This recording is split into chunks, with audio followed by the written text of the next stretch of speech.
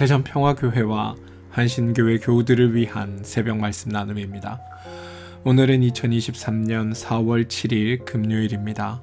오늘 하루 여러분의 삶에 하나님의 크시는 종과 위로하심과 복주심이 여러분들과 함께 하시기를 소망합니다. 오늘 우리가 함께 나눌 말씀은 요한복음 16장 20절에서 22절, 31절에서 33절 말씀입니다. 요한복음 16장 20절에서 22절, 31절에서 33절입니다. 내가 진실로 진실로 너희에게 이르노니 너희는 곡하고 애통하겠으나 세상은 기뻐하리라. 너희는 근심하겠으나 너희 근심이 도리어 기쁨이 되리라. 여자가 해산하게 되면 그때가 이르렀으므로 근심하나 아기를 낳으면 세상에 사람 난 기쁨으로 말미암아 그 고통을 다시 기억하지 아니하느니라.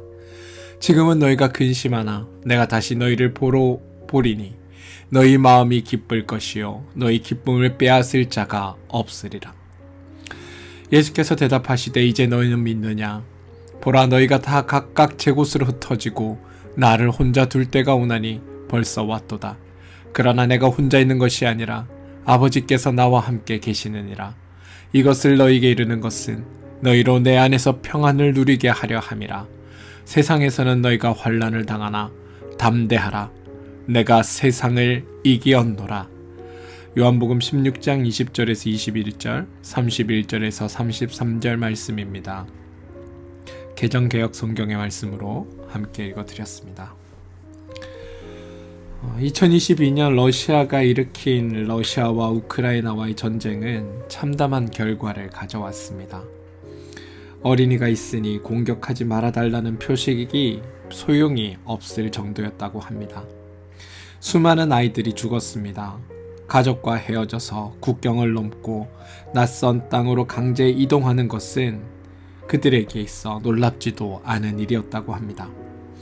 이르핀이라는 곳에서는 소녀와 여성들을 총으로 쏜 뒤에 탱크로 깔아뭉갰고 러시아군이 우크라이나 아동들을 인간 방패로 쓰고 있다라는 보도 역시도 우리 가슴을 아프게 하고 먹먹하게 만들었습니다.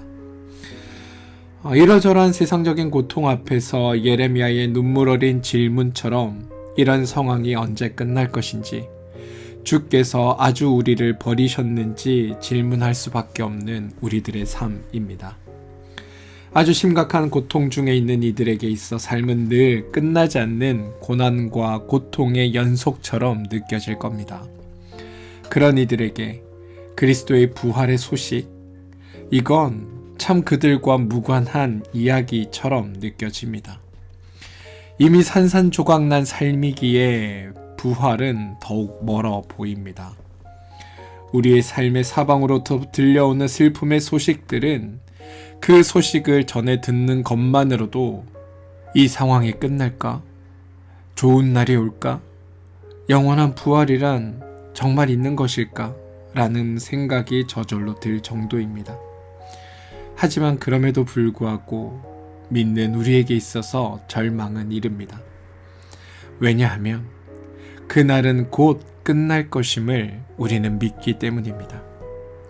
언젠가 하나님이 약속하신 그날, 모든 눈물은 그 눈에서 닦아주시니 다시는 사망이 없고 애통하는 것이나 곡하는 것이나 아픈 것이 다시 있지 아니하리니 처음 것들이 다 지나갔음이라라 라고 고백되는 계시록 21장의 말씀처럼 지금은 단지 약속하신 그날까지 지나가는 슬픔, 그것이 우리를 사로잡고 있다라는 사실을 우리는 알기 때문입니다.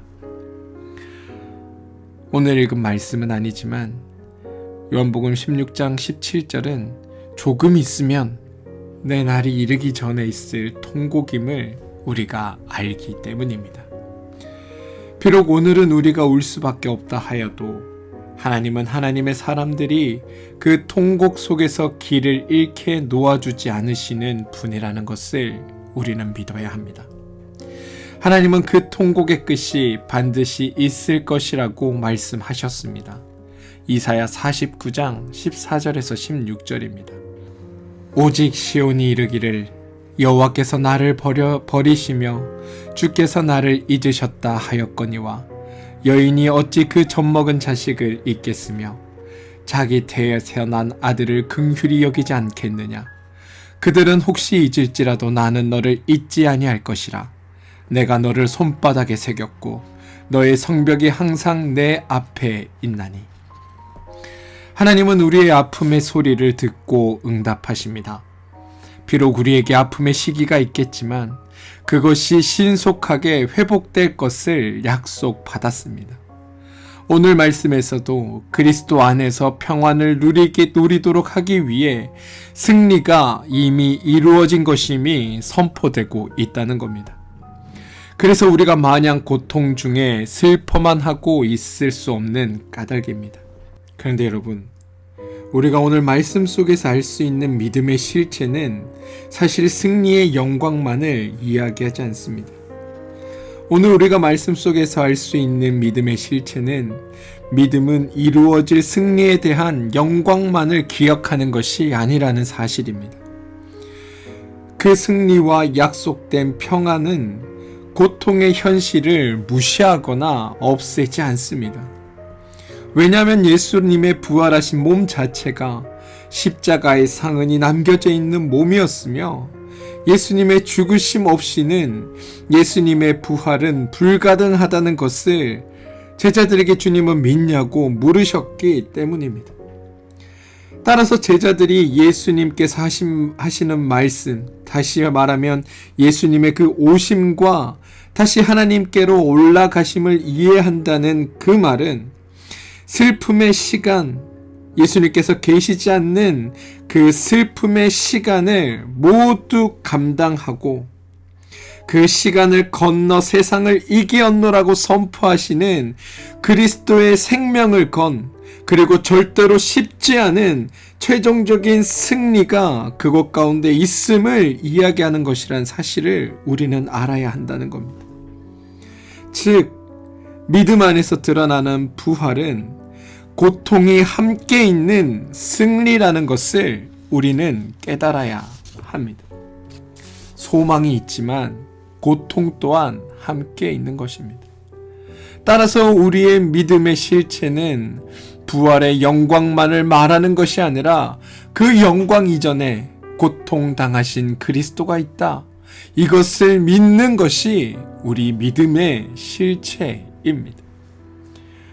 고통은 빼어놓고 승리하신 하나님만을 이야기하는 것, 이건 진정한 믿음이라 말할 수 없습니다.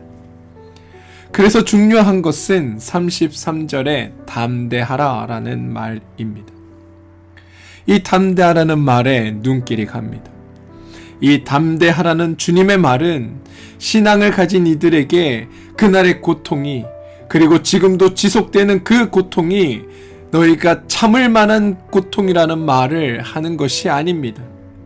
담대하라, 이 말은 용기를 가져라 라는 의미입니다. 죄와 악과 부정의와 세상의 온갖 잘못된 것으로부터 오는 그 고통과 아픔을 마주보는 것에 있어서 지금 너를 힘겹게 하는 그 문제를 마주보는 것에 있어서 용기를 가지라는 것입니다.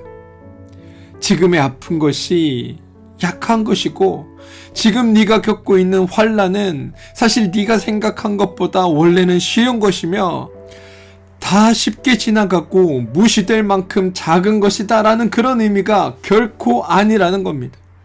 하나님은 그 모든 사람들이 겪고 있는 그 모든 고통은 다 각자가 너무나 짊어지기 힘들 정도로 아픈 고통이라는 것을 알고 계십니다. 주님이 말씀하시는 담대하라, 이 말은 우리가 고통이 있는 그 세상에서 누구도 쉽게 이겨낼 수 없을 만큼의 고통을 너희가 당하고 있지만, 그 환난 가운데 너희가 머물러 있지만, 누구도 쉽게 보지 못할 그 아픔과 어려움을 겪고 있지만, 그럼에도 불구하고 하나님이 그 모든 잘못된 것들을 이기셨기에, 심지어 죽음마저도 넘으셨기에 그 사실에 너의 믿음을 두고 내 주님, 그럼에도 불구하고 이 처절한 아픔으로부터 우리를 구원하시고 마침내 평안을 주실 수 있는 분은 하나님이십니다라고 고백할 수 있게 하라는, 그런 삶을 살게 하겠다라는 하나님의 당부라는 사실을 기억하셔야 됩니다. 고통은 결코 그리스도 구원 역사의 마지막 말이 아닙니다. 하나님의 마지막 말은 위로이자 평안이자 승리입니다. 그래서 지금은 견딜 수 없을 만큼의 어둠이지만 곧 부활의 아침에 웅장하게 울려 퍼질 할렐루야의 영광송이 우리의 삶의 자리에서, 비록 그 삶의 자리가 견딜 수 없는 고통일지라도 바로 거기 그 고통 속에서 우리와 함께 우시며 우리와 함께 아파하시는 그리스도를 통해 우리 안에 승리의 노래로 끊임없이 울려 퍼질 것이라는 것을 하나님이 우리에게 말씀하고 있다라는 사실입니다. 그리고 우리는 그것을 기억해야 하는 것입니다.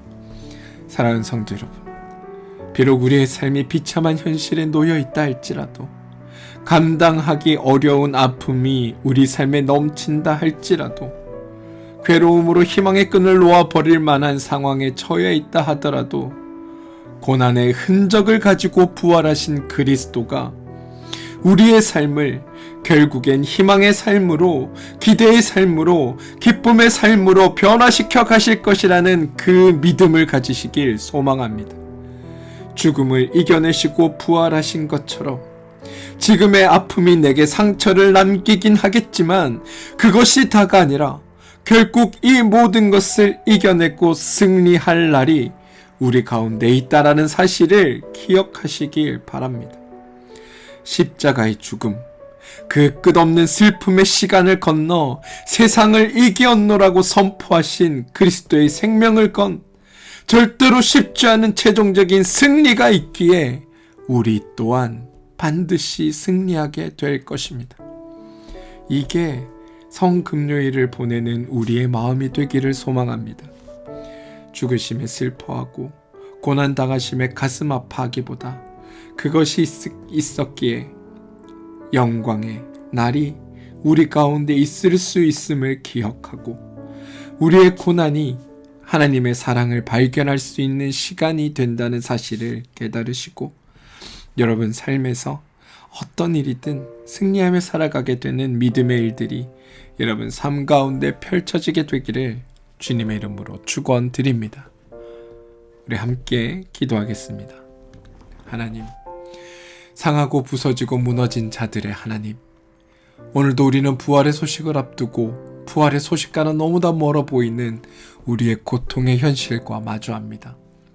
이 땅에 끊이지 않는 전쟁의 소식들과 많은 무고한 이들의 죽음과 또한 전염병, 그리고 우리가 원치 않는 이별들을 경험할 때 우리는 하나님이 침묵하시는 것과 같은 상황을 마주합니다.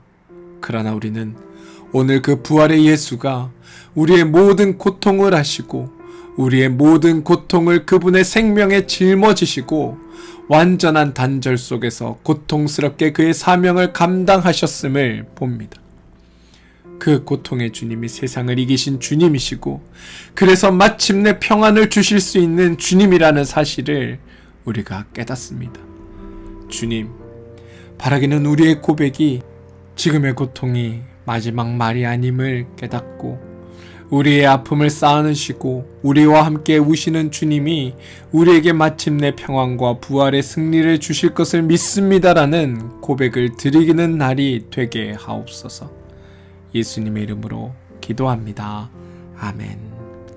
오늘 함께 중보하며 기도할 제목은 몸과 마음의 힘듦으로 인해 어려움을 겪고 있는 우리 교우들을 위해 기도하시기 바랍니다. 교우들의 삶에 하나님 찾아가 주셔서 그들의 삶에 참된 위로와 소망이 되어주시고 그들이 하나님 함께 하시는 하나님으로 인하여 그 고통까지도 아시는 하나님으로 인하여 그 모든 고통을 기쁨으로 바꾸실 하나님으로 인하여 그들의 삶이 기적처럼 변하게 되기를 우리 기도해 주시기를 부탁드립니다. 자녀들을 위해서 기도해 주십시오. 또 하시는 일과 사업체를 위해 기도해 주시기 바랍니다. 교회를 위해 기도해 주시고 한신교회와 평화교회 위에 하나님의 선한 뜻과 도우심이 있게 해달라고 기도해 주시기를 부탁드립니다. 특별히 두 교회를 담당하고 있는 목회자들과 그 가정을 위해서 여러분 기도해 주시기를 부탁드리고 나라와 민족을 위해 기도해 주시기 바랍니다. 하나님의 선한 통치와 다스림이 이 땅 가운데 있게 해달라고 기도해 주시기를 부탁드립니다.